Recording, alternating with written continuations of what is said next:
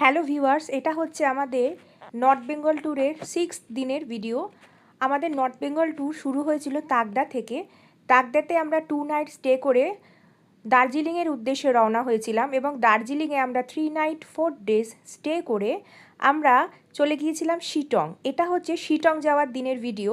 আমাদের প্ল্যানটা আমরা এইভাবেই সাজিয়েছিলাম যে শিটং যাওয়ার পথে আমরা যোগীঘাট ব্রিজটা দেখে ওখানে একটু টাইম স্পেন্ড করে তারপরে আমরা শিটং ঢুকবো এবং সেই রূপে আমরা হোটেলে কথা বলেও রেখেছিলাম। যেহেতু আমাদের হোটেল সব আগে থেকেই বুক থাকে, তাই শিটংয়েও আমাদের তারা হিমালয়ান রিট্রিট আগে থেকেই বুক ছিল।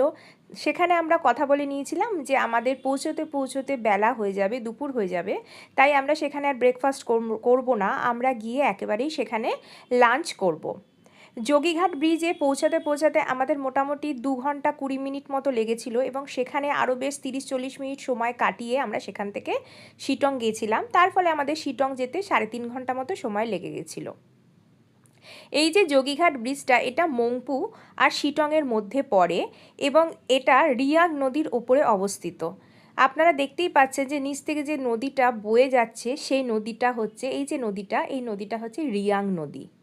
এত অপরূপ দৃশ্য, এত অপরূপ প্রাকৃতিক দৃশ্য যে ওইখানে না গেলে আপনারা বুঝবেন না যে কী প্রাকৃতিক সৌন্দর্য এই যোগীঘাট ব্রিজের। যোগীঘাট ব্রিজের অপর দিকে অনেক ছোট ছোট দোকান আছে, স্টল আছে, টি স্টল আছে, রেস্টুরেন্ট আছে এবং দোকান আছে যেগুলো লোকাল রেসিডেন্টসরাই চালায় এবং সেখানে মোটামুটি চা থেকে শুরু করে কোল্ড ড্রিঙ্কস, ডিম toast, butter toast, Maggi, momo সবই অ্যাভেলেবেল থাকে। আমরা যথারীতি চা তো খেয়েইছিলাম, তার সাথে ওখানকার লোকাল ব্রেড আর মোমো, প্রত্যেকেই আমরা চিকেন মোমো খেয়েছিলাম আর আমার ভাই ম্যাগিও খেয়েছিল এবং প্রত্যেকে খুব খুব খুব এনজয় করেছিলাম। এবং এটা হচ্ছে যোগীঘাট ব্রিজ, এইখান থেকে আমরা চলে গেছিলাম শিটংয়ের তারা হিমালয়ান রিট্রিটে।